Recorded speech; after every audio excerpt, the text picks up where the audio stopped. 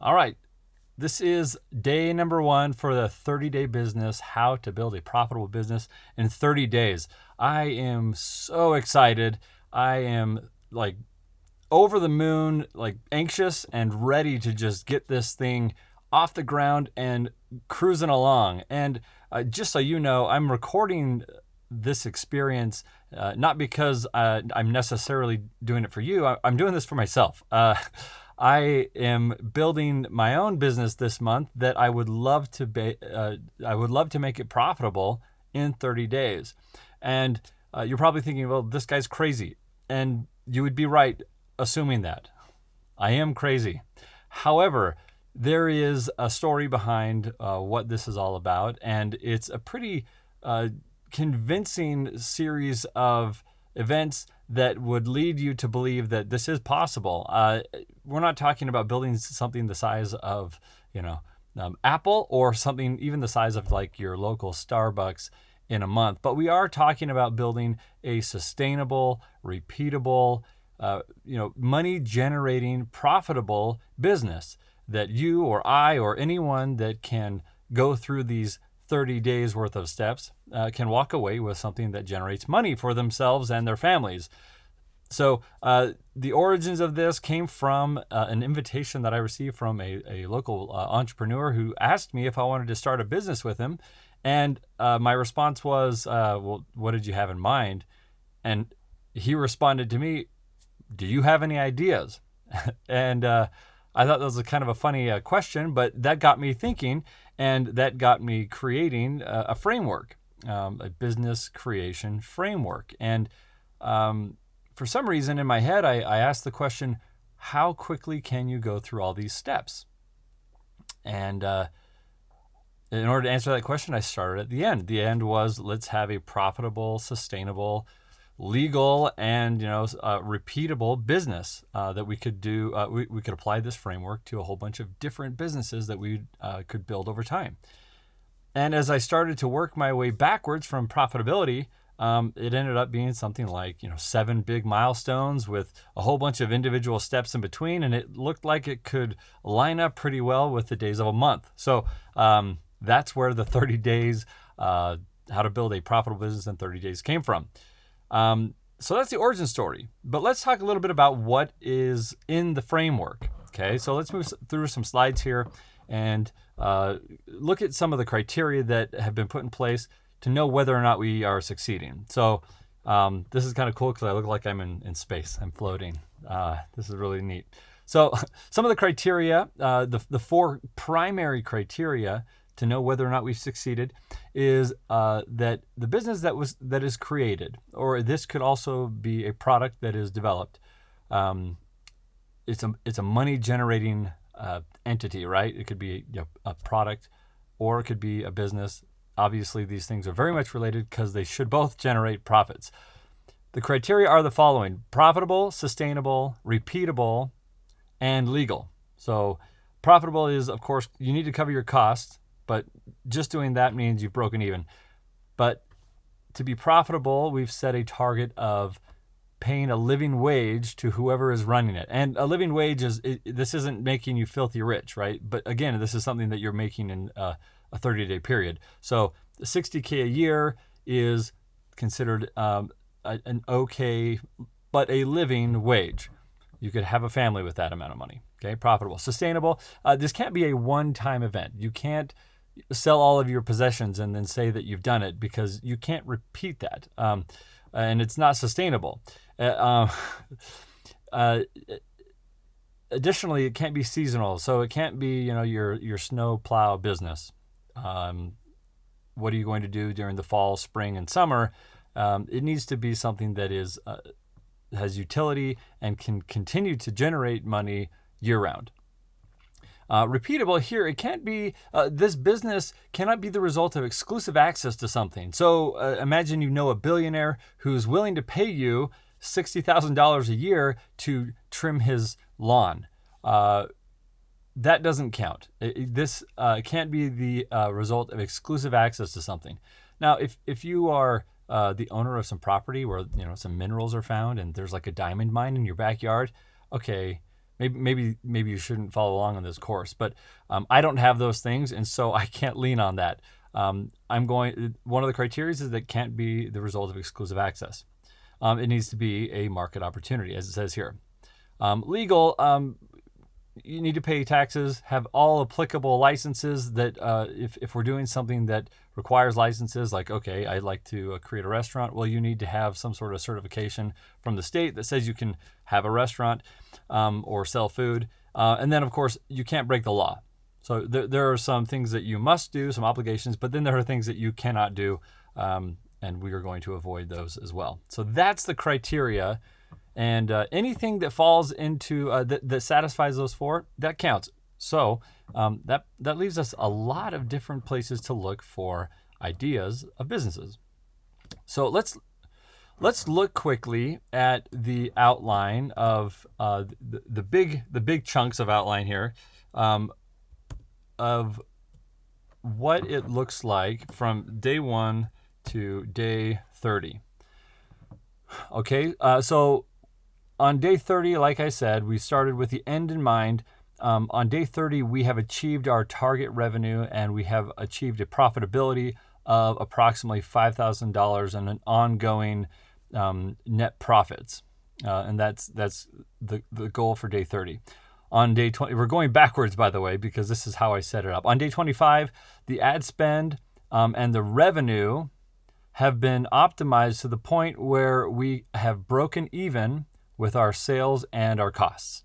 Okay, so we've zeroed out. We've spent all this time and all this money and resources, and then we started selling, and we had to make up all of that spent capital. On day 25, we need to break even. Day 20 is day 1 of sales. I mean, if you can start selling before day 20, fantastic, but we got to build and develop a product before then. Day 20, we're doing our first sales. We have to have our pricing finalized. If we have some sort of follow-on offer or a value ladder included, it needs to be ready to go on day 20. On day 15, that is when you're done building the product. Okay, again, that's 14 days from now, and today's day 1. Like, this is intense, right? Day 15, you need to be done building the product or the offering or whatever it is you're going to sell. Day 10, the market validation is complete for the idea or the product or the offering that you are moving forward with, meaning you're A/B testing, you've tested ads, you have landing pages, you have funnels that you've run just to see if your assumptions about the market's response to your product are indeed accurate. Okay. Going back again on day 5, which is only 4 days away from now, we have completed our market research on the 5 ideas that we have finished narrowing down to. We have finished our market research so that we're confident with one of the ideas that we can have as our testable idea moving forward. Okay, that's 4 days from now, day 5. And on day 1, which is today, we're going to do some brainstorming, and we're going to narrow down a cloud of ideas, and we're going to distill them down to 5 testable ideas that we will then do some market research for over the next 4 days. So that is the outline, the 1, 2, 3, 4, 5, 6, 7 total steps in the outline. You could, I guess, say there's 8 because you have to have some sort of sustain operations plan down there at the bottom at the end. But overall, there are 7 different milestones, and there's 30 total checkpoints with 5 to 10 daily activities that we're going to be going through. You can follow along with me, or you can just watch me do it. But that's what I'll be doing for the next 30 days. Here they are in a calendar, similar to what you just saw on the other slide, but a little bit more structured. It looks in a chart sort of thing. And then filled in, we have here what we're going to be doing for each one of the days. And there's a lot to be done. Just even though the mentions here are something simple like brainstorm or map business structures, or what are the required resources on day 3 here, or day 4? What is the addressable market size? Like getting some really good actionable data around the market that is being targeted. because on day 5, we need to have some confidence around one of these ideas. So you're going to see this chart a lot going forward. I'll reference it at the beginning of each day just to kind of give us an idea of where we are on the journey.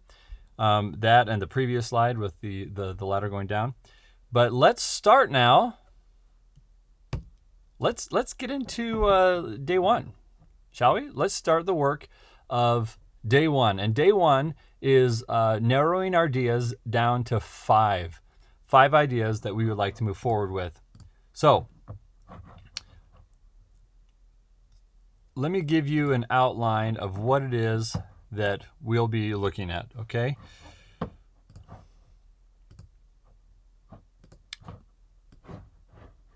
Well, that did not look good. Sorry about that.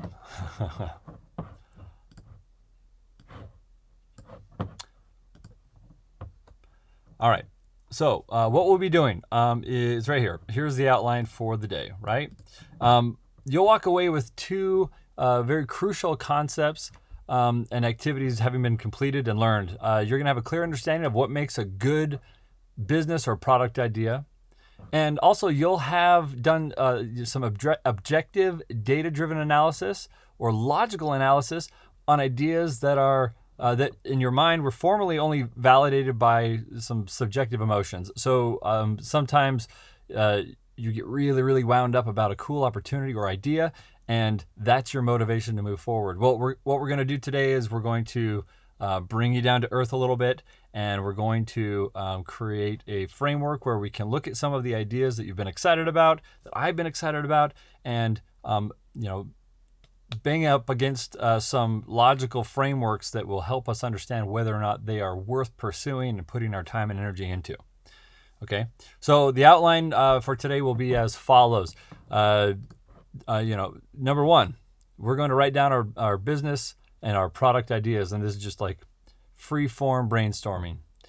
Next, we're going to use the criteria, like this criteria, and I have some criteria that we're going to use to find ideas that deserve your time and energy. Okay, this is a really important step.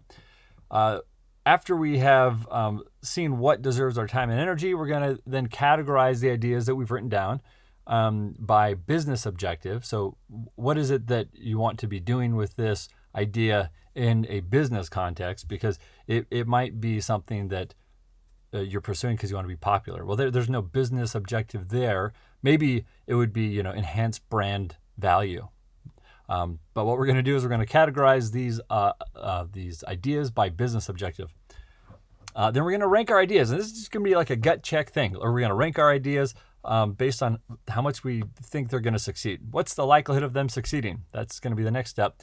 And then we're going to apply this DEFT framework, the document, evaluate, focus, and test. Now, that's a framework that we'll actually be using for the next week, but we're going to be introduced to that framework, and we're going to talk about why it's important to go down that road.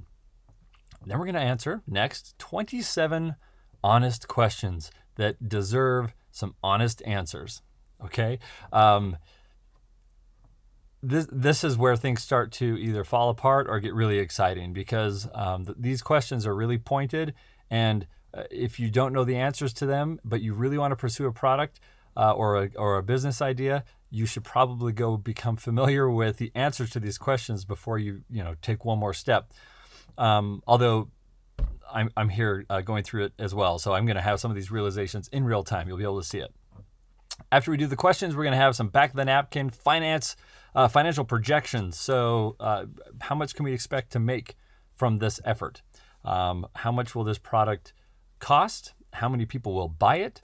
What's the price that we're going to sell it at? And can we make a living off of it, or is this something that is not worth pursuing? We're going to do some of the back of the napkin financial projections there. And then the final, and I feel like one of the most, a great like punctuation mark for the end of this, end of day 1, is to do the first mile certainty analysis. This is something that I read in a book recently called The First Mile.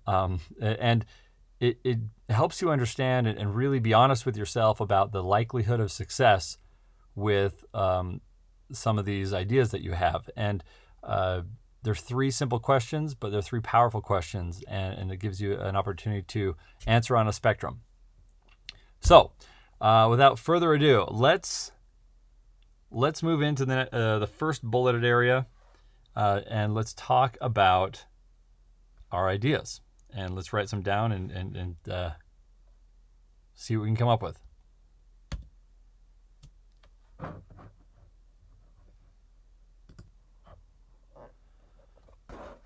Okay, so before we jump into the brainstorming session, I do want to say that you may already have an idea or a general area where you would like to do business, or that you're already putting in some time and effort and you would like to enhance the offerings, add new products to your product lines, or maybe explore completely unrelated product lines. That's perfectly fine, and that's very appropriate for this. This activity should scale to looking at totally different opportunities or totally different products, because again, like I said earlier, businesses are meant to make money. Products are meant to be sold for in exchange for money. We're trying to find things that the market wants, that you can provide, and exchange for value. So it's okay if it's not a business. And most likely it's going to be, at the end of the day, a product, because you can't sell a business or a business idea in 30 days, but you can sell something that you build, a product that you build. And so let's jump into the brainstorming session. And I'm going to show you my iPad screen. I wrote down some ideas here. Now, I don't want to overwhelm me or you and have like 50 different items here, but I do have 8, right? And I'm going to eliminate 3 of these by the end of the day, so that I'm left with only 5. But real quick here, let's look at what I've got listed. Okay, so things that I have thought of doing, and these are, some of them might seem a little bit funny, but and these aren't in any particular order of my thoughts on their likelihood of success. But the first one is consulting work, or doing contract work. I've been doing some contract work on the side. I've learned how to write mobile apps, and so I'm doing that, as well as some consulting on the side. My thought is, what if I formalize that and created a business around that, right? A web portal, or some sort of outreach program that connected me with people who are wanting to do consulting. Okay, that's one of my ideas. Another idea I had was creating a mobile app. And so I put a question mark here because I wanted to write this down while live. And I like playing Fortnite with my son.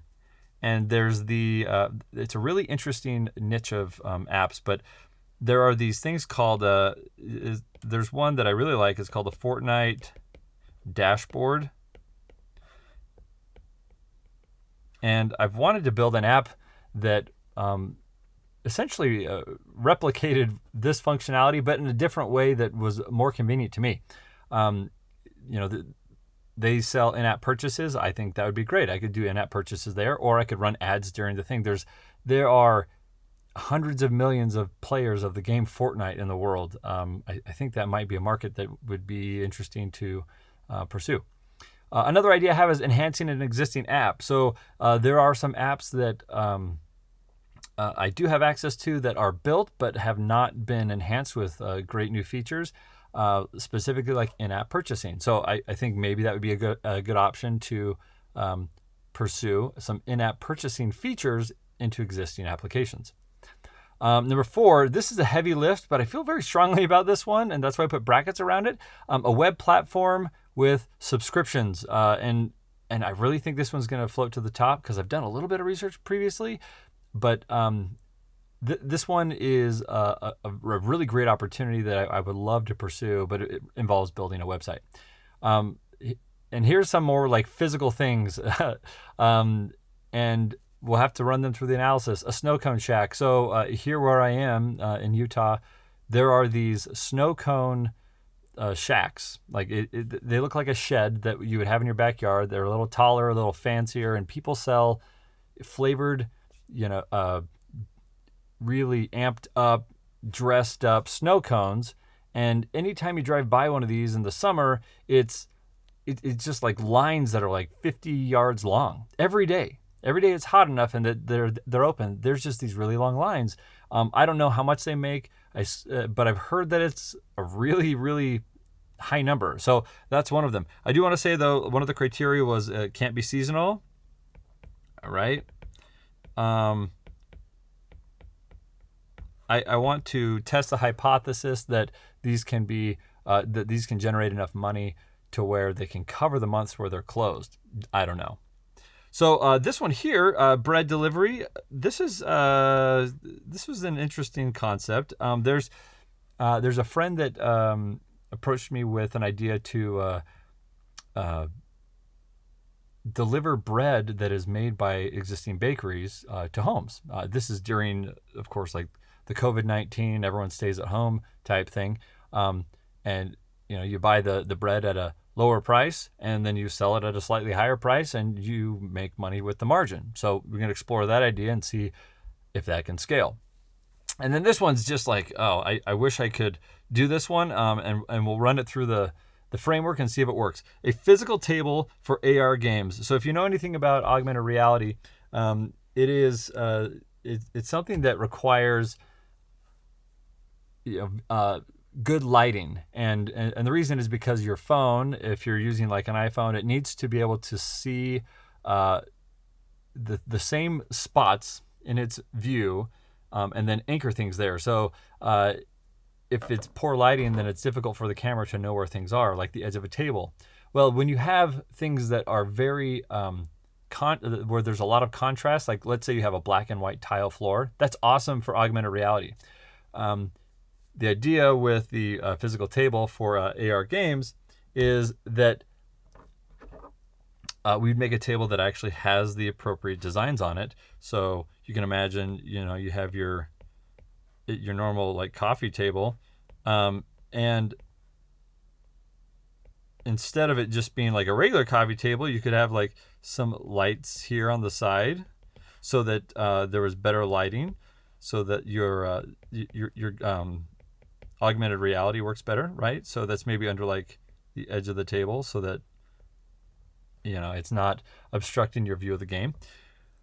And then like maybe a more advanced feature would be like a cool like USB charging cable port at the side, so that people could be charging their devices while they're playing, because augmented reality is, it consumes your battery life a lot, right? And so, that's kind of the idea, right? So you have a cool design right there in the middle. It could be something as simple as, a checker design, or it could be something where it's, something a little bit more exciting, like you have a horse maybe, right? And, a cowboy riding it, and that's a picture, but it's very contrasty so that the augmented reality can track. Okay, so here are my ideas. Okay, you had your ideas. Here are my ideas, and these are the ones that I'm going to move forward with through this framework for day one, and we're going to eliminate at least 3 of them. Maybe we'll just eliminate all of them. No, we'll eliminate 3 because it'll be important to move forward with more than just one for the next 4 days. Okay. So the next thing that we're going to do after we have our ideas, we got them now, is we're going to look at the criteria for determining what type of idea deserves your attention. Now, I wrote a post about this a couple weeks ago called "Is This a Good Idea?" There's 2 parts to it. Go check them out. But essentially, I make the point that we have ideas all day, every day, right? I might walk into the DMV and think, man, they could fix the DMV in the following ways. And my idea might be awesome. However, that's not an idea that I should pursue, because I do not have the access or maybe even the know-how to implement the idea.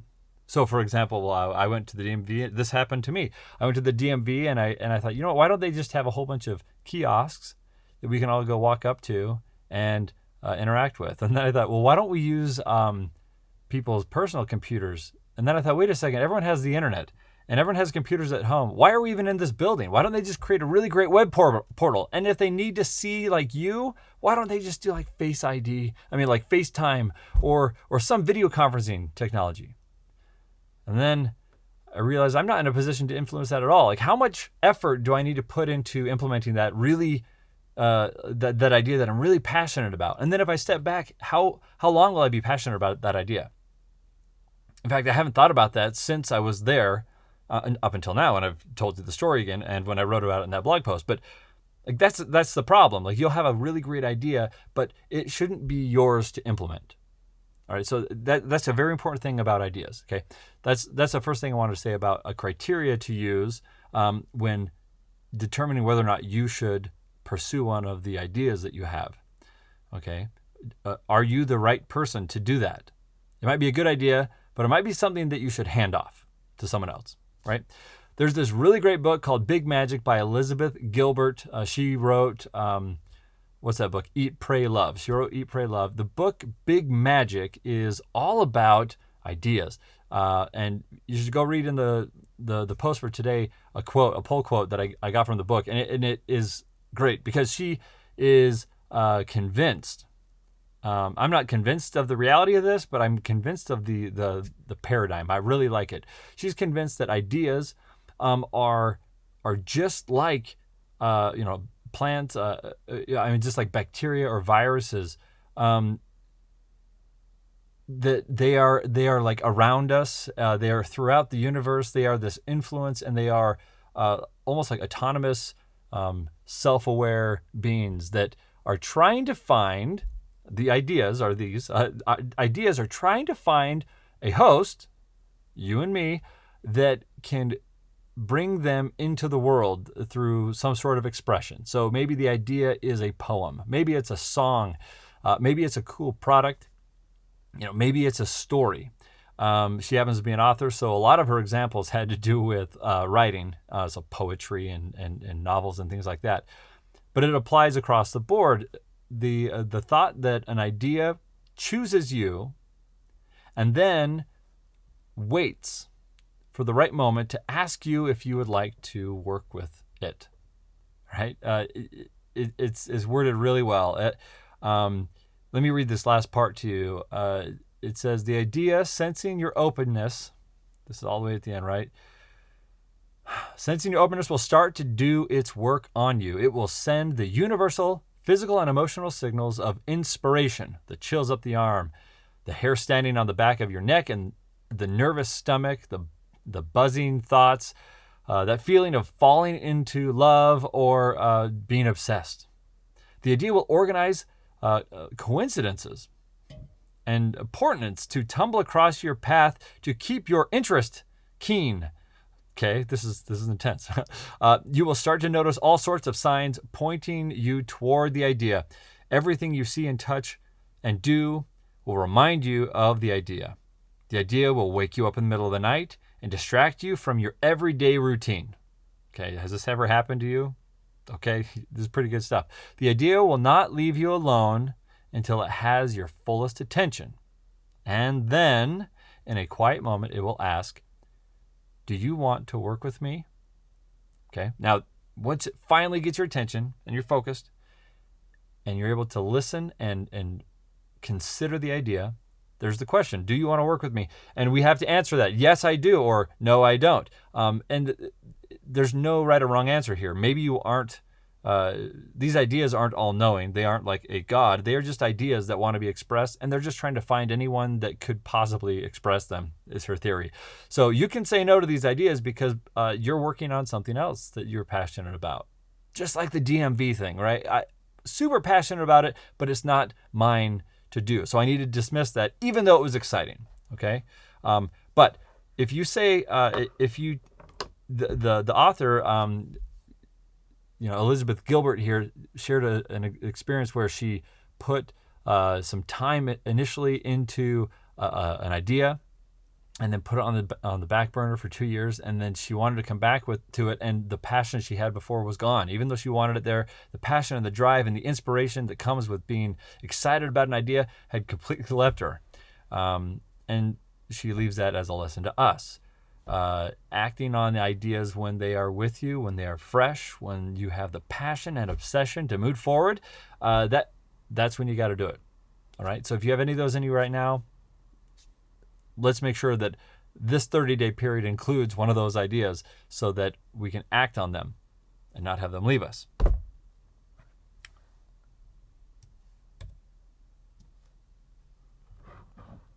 All right. All right, so let's move on to the next part. We're going to now categorize our ideas by business objective. We'll do the financial modeling. Let me just move this out of the way so you're not distracted by it. There you go. Can't see it? Yeah, it's gone. Sort of gone. Okay, cool. So we're going to be talking about what category each one of our ideas falls into as far as like a business objective. All right. So keeping that in mind, we have our list of ideas that I shared with you mine. But here's some of the business objectives to consider, right? Are you wanting to grow the top line revenue? You want to create free cash flow. Now, if you individualize this and bring this down to you, what are these principles that we're talking about? Because again, like I said, it should be able to scale up or down with your organization's size, even if you are an organization of one, okay, which I am right now in this effort, okay? So are you just trying to have a really high sales number? Now, let me warn you about a high revenue, and we're going to talk about this in the financial modeling section here in a little bit. Having a lot of revenue doesn't necessarily mean you're going to take home a lot of money. Okay, you got to get your cost structures down. You need to understand the financial model behind it, the type of business that you would like to run. I guess a good example of that would be, you know what, I'd like to do a food truck. Okay, and I want it to be a huge food truck, which is like a camper trailer almost, where you can extend the walls and there's a canopy and it's just awesome. Well, what are you selling? Well, I'm just selling simple hot dogs. Well, how much are you selling them for? I'm going to sell them for $1 a piece. Great. Okay, now you're going to have to sell a ton of hot dogs, tons and tons of hot dogs, in order to cover your costs. So you're going to have a lot of revenue, but out of necessity, like you must have insanely high revenue because you're not making very much per hot dog. Plus, you must cover your fixed costs of the camper trailer, right? For your food truck, right? So it's not always a great idea to have top line revenue be a high number if your margins are horrible. Okay. Now, a good goal if you're wanting to make money is have create additional free cash flow. Like let's make our margins healthier so that at the end of the day, after we cover all of our costs, we've got some extra money. That's a great goal, right? And if you grow both of them, that's even better. Because one of your objectives might be like, I'd like to be able to employ a lot more people because I'd like to be able to give people a livelihood, but B, I think that we have some skill gaps. And I feel like our existing team needs to be augmented with people with different skills, which will allow us to open up new product lines, which will grow our top line revenue, but it will also make maybe not as a percentage, but as a raw number, our free cash flow, our profits, it'll make that a higher number. So let's grow because of those reasons, right? Maybe you're wanting to deploy a certain product or product line because you want to increase the morale of your employees or fix the retention. In a more personal context, it would look something like, I want to do something I enjoy. I want to find something that when I wake up and I spend all of my hours during the day, I can, A, feel good about myself, but B, really have a great time. Like I want to make money, yes, but I want to do something that will help me feel better as a person, feel accomplished, right? Maybe you're wanting to build market share. You're targeting, a competitor, and you feel like you can release some new feature, new product that will help you take over a larger section of a market that you exist in.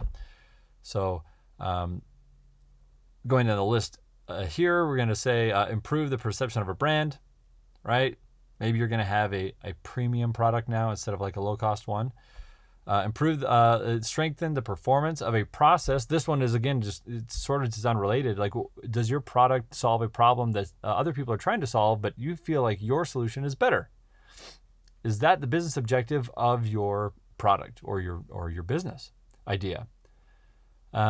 Is it designed to solve a specific problem? So a good one I read about the other day was Dyson vacuums. Now, okay, they entered a market where it's like every vacuum in the world had been made and remade a million times. Like vacuum technology is kind of run its course. You're just going to get incremental gains on vacuum technology. However, Dyson came in and they started selling vacuums that was missing a component that all other vacuums had.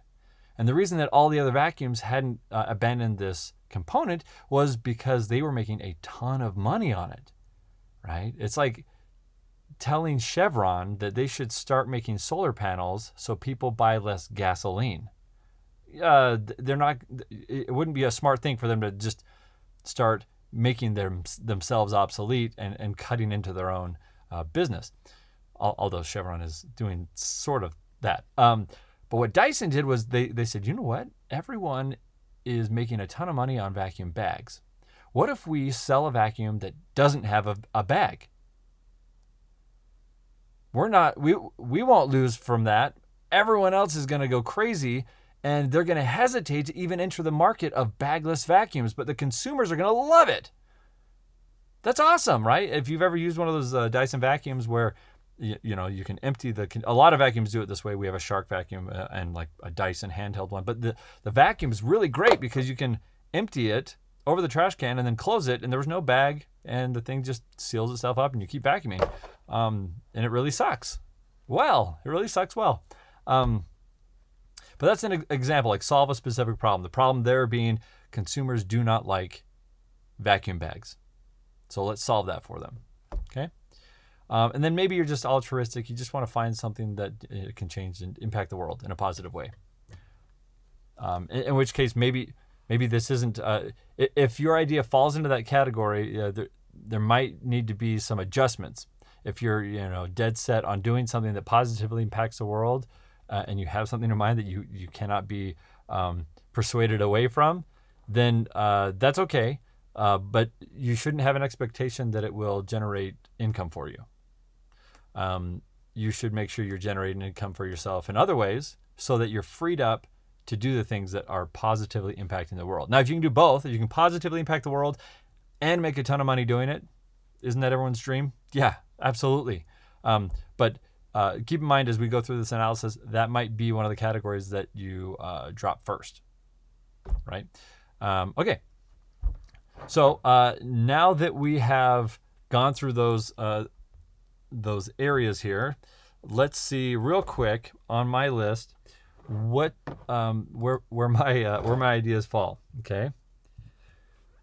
So consulting contract work. Okay. Let's see here. Build market share, improve the perception of a brand. I think, and this would be improve the perception of brand. You know what? I think it would be. This would be my personal brand, right? If you do some really meaningful, let's do that. Really meaningful consulting work, and people can praise you like on a website or something. That would help with your brand. That also create some revenue. So these can be part of two categories or more. But so this would be revenue, right? And this would also be brand, personal brand, right? Personal brand, okay? A mobile app, Fortnite dashboard. Now, this would be something that actually be a lot of fun for me. So this kind of falls into the number 3, which is this like morale. And because it's software, this is something that is very interesting because software has such high profit margins that it's almost sickening how much money some of these software companies make. But I'm going to write free cash flow for that one as well. So morale, because it'd be fun to make. Free cash flow because software has crazy high margins. Okay, enhance existing app. This wouldn't be fun, but it would definitely be something that would, let's see, this is something where strengthen the performance of a process. So this is like an improvement, right? This is an improved process of something that is already making money or an offering that's already on the market. Okay, I'm going to actually change colors here. I'm going to underline the ones that we have done already. Let me just make my pencil a little bigger there. Okay, cool. Web platform with subscriptions. This one is this one's three things. This is a revenue one. This one will fall into revenue. This one is a market share one. Because I haven't found a ton of competitors in this space, but the ones that are there, they obviously own the whole market. Okay. And the other one would be, I think this one solves a problem, solves a specific problem. Okay. Snow Cone Shack. I'm honestly not passionate about it at all, really. But it's something where I look at it, I'm like, I bet they make a ton of money. And so that one would be simply a revenue business objective, like something that makes money. I don't feel passionate about it. I don't even know much about that market, so I wouldn't know the first thing about building, the market share of a Snow Cone Shack. But I drive by them, and they're insanely popular. There's like market proof there, and so I'm curious. So we'll look at that one. Bread delivery. This one falls into the same category as the Snow Cone Shack, right? This would just be a revenue thing. Now, the last one, you saw how excited I got about the AR thing, right? This one has a lot of things, right? It almost is like this improving a process, right? Improve a process or solve a problem or, satisfy my curiosities and boost my morale for like my daily routine. I know that there's going to be like a crazy cost structure because you need like physical components, right? Whenever you need like a physical anything, you introduce a lot of risk and a lot of costs, and so building an AR table is not necessarily practical, but it is something where it would, I could improve a process and I could solve a problem and it would help with my morale. When it comes to like revenue, maybe not. But we're going to investigate and see. Cool. All right. So there we go. Well, we finished that section. We we ran all of our ideas and we've categorized them. And now we are going to rank our ideas. Okay, this is going to be the beginning of the filtering process. So let's see here how we can do this. Okay, I'm just gonna. Awesome. I'm going to take my existing list and I'm just gonna kind of move it over here, and we're gonna bring it back up on screen so that you can see what they are just a little bit on the right there. Okay. Starting with, so we're going to rank them and we'll be able to move them around. So let's start by just saying, goodness,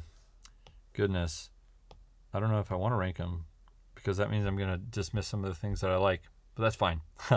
That's why we're doing this. Okay. So we'll start at the bottom. So we have the AR, we'll just call it the AR table. Okay. We're just going to make a cloud of these. We have bread delivery. We have, snow cones shack. Okay. We have a mobile app, and this was the Fortnite one. We also have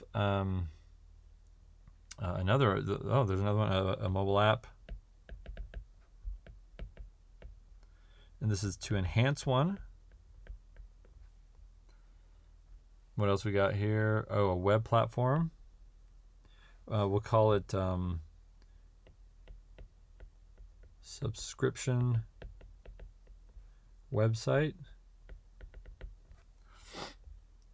And then we have this one that says consulting. enhancing/contracting. All right, so we have our we have what 1, 2, 3, 4, 5, 6, 7. Oh, I missed one. What did I miss? Enhance existing app, web platform, yeah, subscription website, consulting, bread delivery. What did I miss? Am I going crazy? Probably. 1, 2, 3, 4. Ha! You know what's funny? I actually am not missing. There's not a number 6 here. So, wow. 1, 2, 3, 4, 5, 7, 8. That is, and I'm not even embarrassed. I'm proud of that. That's amazing. How often do you miss the number 6 when you're writing? That's awesome. Okay, so 5, 6. There's only 7 ideas. Okay, so that makes me feel a little bit better about deleting only 2 now. Cool. Okay, so now this part of the exercise is you got to do this by gut feel. You can't be like, I'm going to go do some research and I'll be right back. But remember the original. The original 4 criteria were it needs to be profitable, it needs to be sustainable, it needs to be repeatable, and it needs to be legal. Okay, now none of these are illegal. Cool, but are they? Will they be profitable? Okay, and in a 30-day period. So maybe what I do is I just cross off the ones that I'm not sure will be profitable in a 30-day period. And it's going to be the categories that I'm least familiar with. Like and that's how you should look at this too. Like it might be a good idea, but it is not my idea. Or maybe it is my idea, but it takes a longer time to get up and running with it. All right. So I'm going to have to, and you know what? Let's change color here because we can and we should, because we're going to be crossing things off. Let's use a red color. Awesome. So Snow Cone Shack, that one's gonna have to go because I have no idea at all how to build a Snow Cone Shack. Okay, now the next ones, there's bread delivery and Airtable. Honestly, like those are the candidates that are gonna fall out. These other things up here, all these other items, like I feel good about that one. Oh, you're not seeing my screen right now. Sorry about that. I feel good about the mobile app, like the Fortnite one. Definitely feel good about the consulting, enhancing a mobile app that's kind of in process. That's cool. And a subscription website. That'd be the heavy lift, like I said. But I think that'd be a huge reward, a really meaningful push. And so I have to decide between, getting rid of the bread delivery and getting rid of the Airtable. Now, here's the crazy thing. I really want to do the AR thing. Like I'd rather do the AR thing over the bread thing. But I know some things about the bread thing and the likelihood of success and the existing progress. And so, I hate to do it, but hopefully all of you are doing the same. I need to get rid of something that I really like. I didn't realize it hurt so much. Dang it. Well, let's just do it. Okay, we're getting rid of the Airtable. Okay, so that leaves us with the following. Okay, in no particular order, we got bread delivery. Okay, and I'm just gonna move the Airtable down here, right next to our failure Snow Shack idea. Dang it. Right? We have a mobile app. Cool. Let's rotate or whatever. Put them over here. We have release. Subscription website. Another mobile app opportunity. We'll put that right next to this guy. And then we have consulting and contracting, which is kind of like, I don't know, over here. Now, now we have, how many is that? 1, 2, 3, 4, 5. Wow, I already trimmed. And, we weren't supposed to trim until the end, but I started with 7. I thought I had 8, but I skipped the number 6. Sorry about that. Counting's hard. But I have 5 now, which is fine. Now I get to rank them because it'll help me get to a single idea a lot sooner. Okay, so now let's rank them real quick. 1 to 5. Okay. And this is just gut feel. Which one do I think I can make money doing? And that includes, like, now I've limited the things that I don't know how to do. What's remaining are the things that I feel passionate about that I think I can do, and the things that are most likely to generate the outcome I'm looking for. So I think enhancing the mobile app, I don't know if that's number one. Bread delivery, this is existing. I don't know how I can generate additional revenue there. Might need to build new stuff. So I think I would put the consulting to the top, a subscription website. This is really tough. Okay, so I think enhancing a mobile app is going to be the second one. Doing a new mobile Fortnite app, because I've kind of mapped it out in my head how it's supposed to work, and I even started the framework for it, but I haven't completed it. So maybe that, and then a subscription website. Wow, I didn't realize it's going to be down so far. But okay, and then bread delivery down here. Okay, so let me see if I agree with that real quick. So consulting, do I feel like I can get that up and running in a month? Yes, maybe. Okay. Mobile app enhancement, there's some opportunities there. Yeah, you know what? I think this might be something that is maybe that should be the top one, and then this guy should be the next second place. Okay, that's cool. We're doing some rearranging here.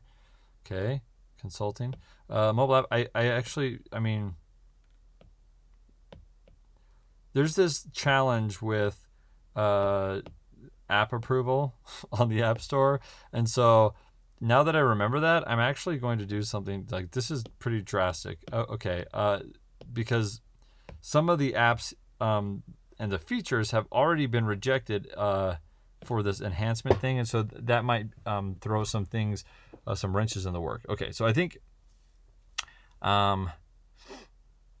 yeah. I think this is good. I think this is a good place to start. It's not as I'm not as passionate about doing this item as number one, but I'm also not going to turn it down if it ends up being a really great idea after we do some of the market validation work. But I really want, like I said earlier, I put some brackets around it. I really want this idea to be a good idea. I really want this to be a really great market opportunity, a subscription website. And I'd really love to go through the process of building that this month. So that is me ranking. Okay. There you go. Now, the next step. Man, we've gone on. It's been a good amount of time. Okay, so the next step is the DEFT, or the document, evaluate, focus, and test. Okay, now we're getting introduced to that. Read about it in the post.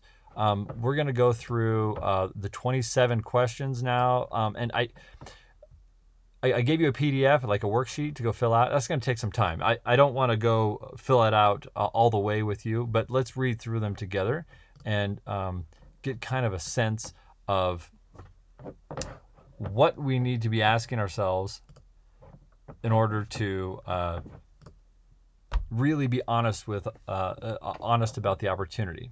Okay. So we're gonna do this and see what our answers are. We'll do it together, okay? So the 27 honest questions, and you can go through the PDF or you can do it here with me. The first section is the target customer. Who is the customer or customers if it is a multi-sided business, like a media business that attracts an audience of consumers and then sells advertising to companies, right? Like, who is the target customer? Now, this first question gets it's like it can confuse you. What is the product? Like, oh, well, I made a platform where there's two sides. One side consumes content there, and the other side is selling advertisements there.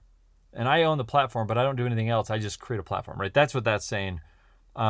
So ignore the second half unless you know what that is. Answer the first part, which is who is the customer? Okay. Now, looking back at my ideas, I think about the subscription website.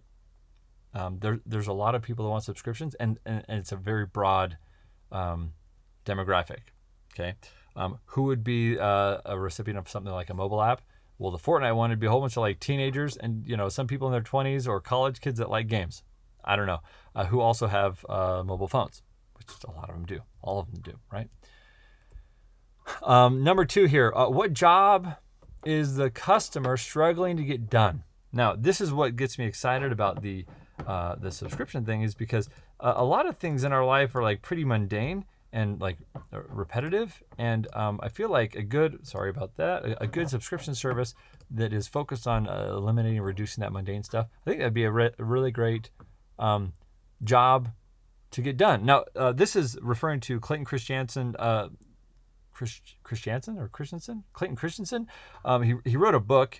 He's the author of like Innovator's Dilemma, but he wrote a book called Jobs to Be Done, and he talks about McDonald's deciding to have smaller straws for their smoothies because they realized that when people buy their smoothie, they're actually wanting to take longer to drink it. And so they introduced like a smaller straw, so it was harder to drink, and larger chunks of fruit, because the job that it was doing wasn't quenching thirst. It was entertaining people on their commute. Not like you're probably thinking, what? That's the job to be done. It's like, yeah, that's what they learned, and that's what the book said. So apparently the jobs to be done and the product that you make, they can be so crazy unrelated. Like, okay, people want to be entertained on their commute. I have an idea. Let's give them a smoothie that's really difficult to drink. It's time consuming. It's like mind numbing, and it's just like, a fidget spinner, right? What job is a fidget spinner doing? So think of it that way, okay? So what job is your customer trying to get done, and how does your solution do the job for them? So that's pretty cool. And number 3, for the target customer, what suggests that the job is important and it's unsatisfied? Why do you think that they would buy a solution? Maybe they like that problem in their life. Who knows, right? Key stakeholders. Okay, now when you're selling this thing, who else is involved in the decision to buy this thing? So if you're trying to sell something to, a good example is you want to sell like, mobile Fortnite dashboard app. Well, a lot of kids have like parental controls on their devices, and so they can't actually download. So you need to figure out how to get the parent involved so that you can make the sale. Okay, or if it's something that is so expensive that one spouse wouldn't purchase it without the consent of their partner, then you need to get their partner involved, right? There are relationships involved with when you're selling that you need to keep in mind. In a business, you go to someone in a department and you say, I'd like to sell you this thing. And they say, okay, I need approval from my manager, right? That's a normal like B2B example. And then this is the interesting thing. So what are their jobs to be done? So a mom with a kid who wants a mobile app, what's her job? Well, I want my kid to, not have his brain melt from video games. Okay, well, you need to keep that in mind when you're building the product. Fantastic. Or, you know what? I need to keep in mind that maybe one person wants the mattress that they're sleeping on soft and the other one wants it hard. Okay? Well, there's 2 jobs to be done there. Can you make a bed? There's one that does this, right? Can you make a bed that accounts for both unique individuals? And then why will they support the idea? Like maybe, again, for the mobile app example, you can convince the mom that this game dashboard or this helper app for mobile Fortnite will help them. Maybe it's a time limit app. This actually is might be a good idea. The app helps the kid keep track of how much time they are playing the game, and maybe they get points for keeping track of time, but it also sends a report to the parent about how much time was spent. I don't know, something like that. That could get a parent to support it, right? Then we're going through like the idea then next. Honestly, like what's the essence of the idea? You got to, a lot of times we speak about things indirectly, and because we're not, or we're speaking too literally about it. So, for example, a hammer, right? What is the product? Well, it's a piece of metal in an odd shape attached to the end of a wooden stick. You're like, okay, well, what's your idea? No, that's it. I want to sell that. That's my idea. The essence, if you're going to be not so literal, but you're going to be direct with why you're building it, it's because it's a great product that solves a problem of hitting nails. Okay, that's a hammer. So what's the essence of it? What problem is it solved and how it's going to be used? You're like, well, it also has on the back end a way for you to lever a nail out of a wall or a board. Okay. There you go. How will the idea ease the pain of customers and key stakeholders? We'll use the hammer example again. You got a nail and you need to hammer it. Fantastic. Or you got a nail in a wall, you got to remove it. 9. How does it compare with other ways that customers would get the job done? Now, of course, I can't sell a hammer. Neither can you, at least not with like insane competition. So currently they're getting, nail removal or nail hammering done with existing hammers. Right? You would probably move away from that. But you need to ask the question, and we'll go back to the McDonald's example here. How does it compare with other ways the customer could get the job done?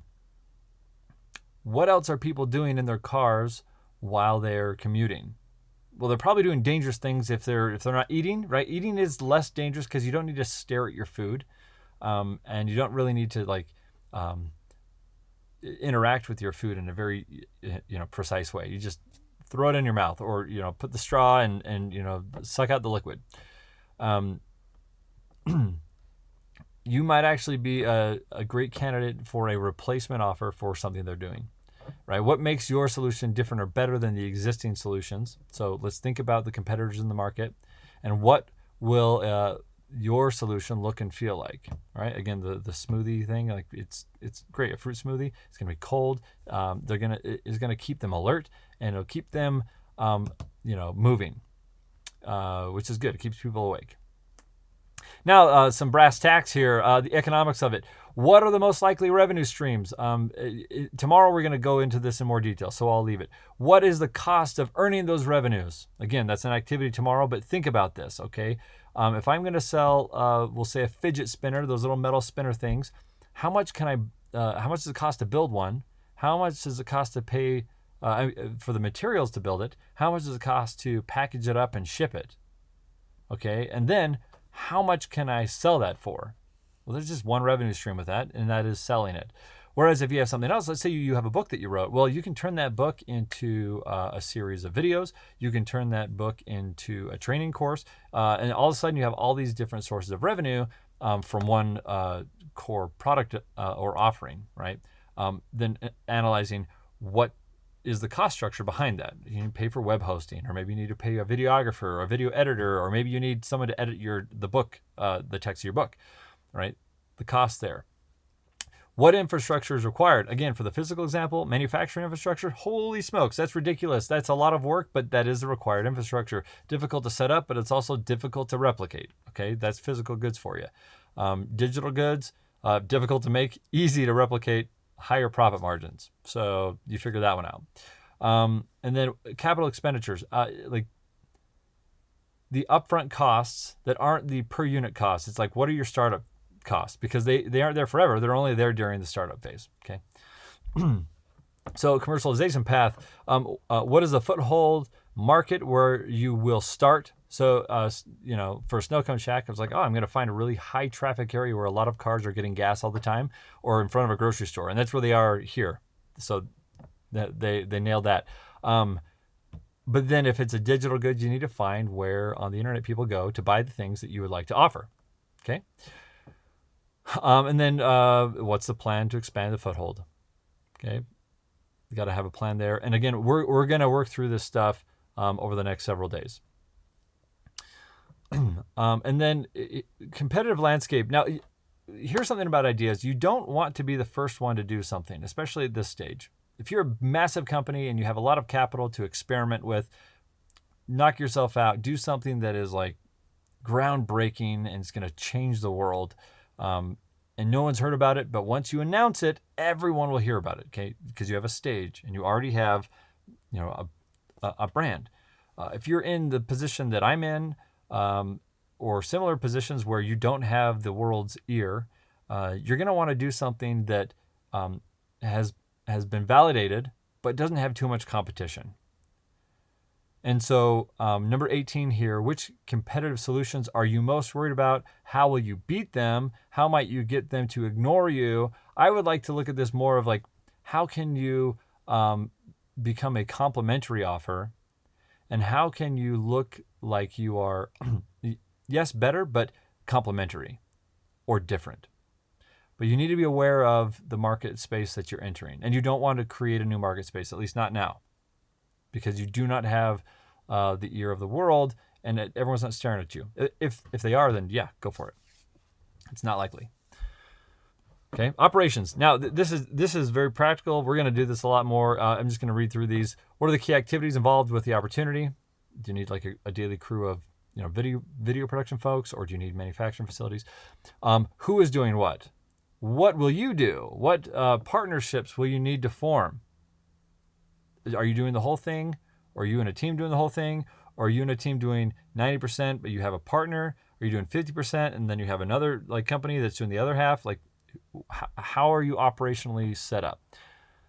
And what will you need to acquire? Now, this is like, okay, I'm going to acquire a profitable business and then, I'm done.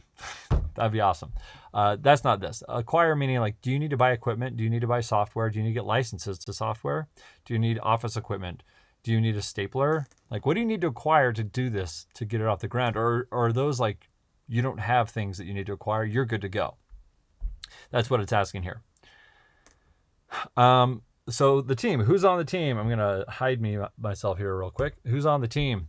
What have they done in the past that suggests that they have any chance of succeeding? Boy, that's harsh language, but like, why did you partner with them? Are they your friends? Are they people that you've met that you respect because they have a track record of success? Who are they? And what makes you confident that working with them is going to work out? Do you just plain old work well with them, and you guys can tackle any difficulties that are in front of you? So who is on your team and why? And then financing. How much money is required to execute your plan? You don't have the answer to that now, but think about that. How long will it take to earn a return on that money? Well, you know what? We can answer that right now. 25 days, right? Because we're supposed to break even at day 25. So 25 days. You can write that on that slide, and you'll be profitable on day 30. All right. So we just have a few more sections here to go through, and we're going to blaze through them. And these things really can be done fairly quickly. Let's talk a little bit about the reverse income statement here to help you do some financial modeling. You're going to want to start with, on the right side here, you've got your customers and the price. So how many customers and at what price? What are you selling and how much does it cost? You can go, check some competitors' websites, but you need to know the sale price of what you're offering. But the number of customers times the sale price gives you the revenue. How about that, right? That's how you get the revenue number. And after you have the revenue number, you're going to start taking the costs out. So how much did it cost to make the item? Like per item, and then what are the business expenses for ongoing? And you'll want to do it in like a month period. So how much does it cost to keep the lights on for a month? How many units can I sell in a month? Okay, so the cost of each unit times the volume for the month gives me my cost of goods, and then my business expenses, like maybe I'm paying $1,000 for lights, so electricity and plumbing and whatever else, right? Internet and things like that, right? So remove all those costs, and then you have your profits, okay? So here's a scenario. This is a software one. In the post, because I kept modifying the same slide, in the post I explore some hardware alternatives, but at the end of the day, I essentially land on the concept that digital, non-physical goods, they have a higher profit margin. just because there's no cost to make one additional unit. There is no cost. And if you can make a digital good that is unique enough, then that can't be replicated, then you're in a good spot, right?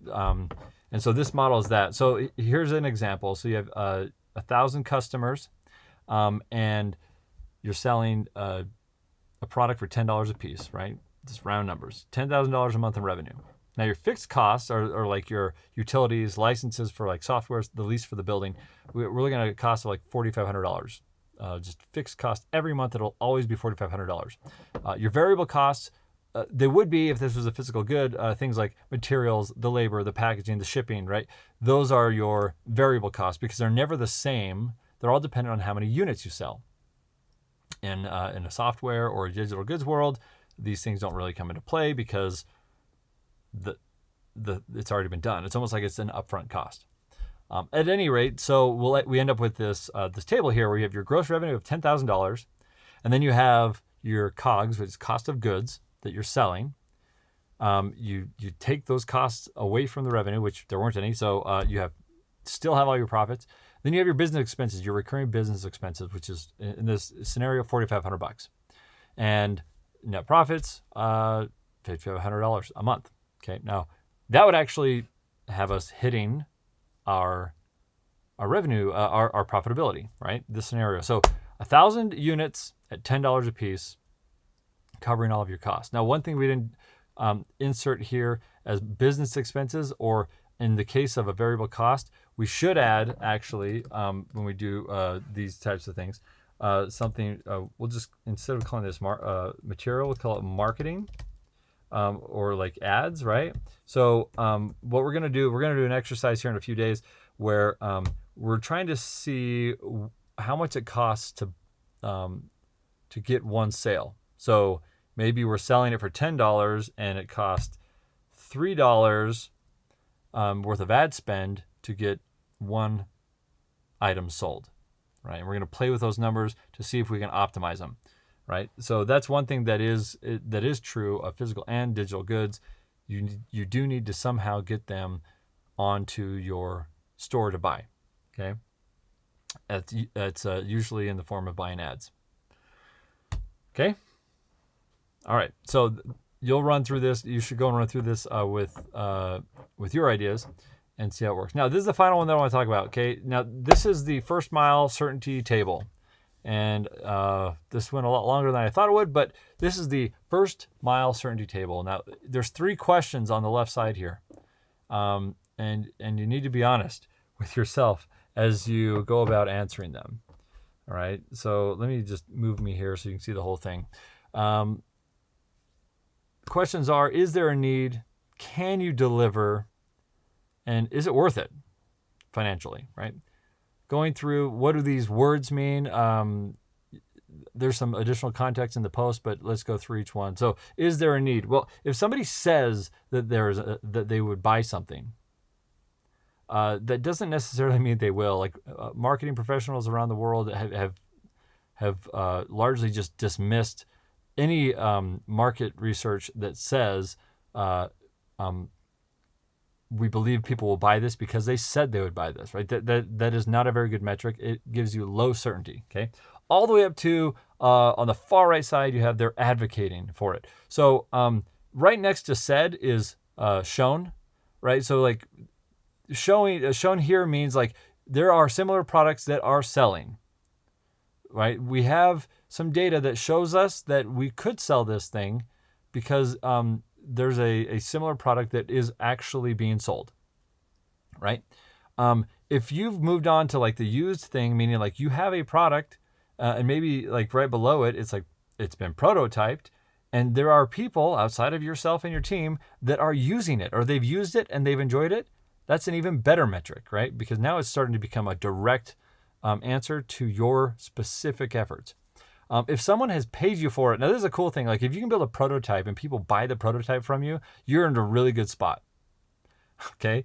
Usually people don't buy prototypes. They're willing to test them for you and they'll use it.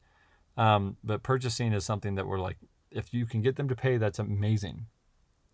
But when you started to get people to buy your product, that's even better market validation. And then if they are buying, if it's a consumable and they continue to buy it, that's awesome. Like they're repeat buyers.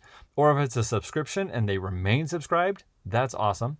And then advocating, like if they start sharing it, if you have a product and people are sharing it, you are in the best possible position because not only did you find someone with a need or a group of people with a need, but they are actually sharing it because it is such a good solution. They're advocating for the solution that you brought to the market. Okay, now here, this one is, heart to heart here. Can you deliver? So how far have you gotten in this? I gave a good example in the post about a hot dog food truck again, and you can go read that. But can you deliver? Meaning, have you ever done this before? Do you have the skills to do this? If not, what are your skill gaps? Is it something that you've only dreamed of? Or did you dream about it, but you like drawn up plans? That's cool. That's even more. Like, here's how I would do it and what I would do first, second, third, and fourth. Okay, well, you made a list and you wrote down. That's good. You put it on paper. But it's still pretty low when it comes to certainty that you can actually do it. If you've prototyped it, we're starting to get into middle territory here, and that's a lot better. Piloting, meaning you're giving like prototypes out to folks to try them out and give you some feedback, meaning like you're proving that you can deliver this thing, in small batches. That's amazing. Delivering, meaning you've created an entire supply chain or delivery system, or you're leveraging platforms and delivering this to end customers. That is amazing. And then honestly, after that, you're free to scale or not to scale, but you are ready to scale right there if you can do those things at the delivery thing. Okay, now is it worth it? Now you got to know how the economics behind this. We didn't do like super rigorous economics, but we will as we go forward in the next few days. But how much have you done in terms of financial modeling here? Envelope model, like we kind of just did that, right? Back of the napkin. Reverse income statement. Those numbers are all fake, but they're like, okay, give me a rough idea of how many customers I need and what I need to charge each customer and what kind of cost model I need to have. But that was just like an envelope model, right? A transaction model, we didn't create like a user experience. Like what would it be like for a user to spend this? And what would they think about the price? We didn't really do that. A business plan, clearly we're not even there. Not like an extensive business plan, but one that's at least like, okay, we have these people involved in the creation of the product, and they need this type of income, and we need to pay insurance or whatever. Like, we're not doing that at all. Unit economics. This is something that isn't terribly difficult to do, but like once you start scaling with physical goods, it's very interesting because you have these cliffs. It's like a stepwise function. It's not a gradual increase in price. It is a step function as you increase manufacturing. So your profitability could dramatically drop if you're manufacturing 101 products versus 100 products. If that 101st product requires you to have an entirely new manufacturing facility open up because the one you're using only can produce 100 units at a time, right? Think of it that way. Validating that type of economics, that's a lot of work. If you have done the financial analysis and you have line of sight to profitability, you're in a good position. And if you are profitable and now you're just working on a sustainable, profitable business, you've nailed it. So you want to be as far to the right in this diagram as humanly possible. Okay. So that's day one. Okay, I just talked for an hour and 18 minutes. I think my voice hurts, but we've gone through a lot in the last hour or so, and there's a lot here, and there's a lot for you to think about. There's a lot of activities and exercises inside of today's post that you got to go in and do. And by the end, you should feel pretty confident about narrowing down your list to just 5 ideas that you'd like to move forward with. Okay, so trim off the bottom of your list. If you came here with 20 ideas, I feel bad for those 15 that just didn't make the cut. But go through, trim, really be thoughtful about it, and ask yourself what you are capable of. Use the that table at the end that we just went through. The first mile certainty table. Like, go through this and really be honest with yourself as you answer these questions, because it will help you as you're determining what 5 ideas to move forward with. All right. So this was fun. Are you having fun? I'm having a lot of fun. That's all we got for today. And that's day 1. So I'm looking forward to day 2, which is not too far away. So be well, and we'll see you tomorrow. Thanks.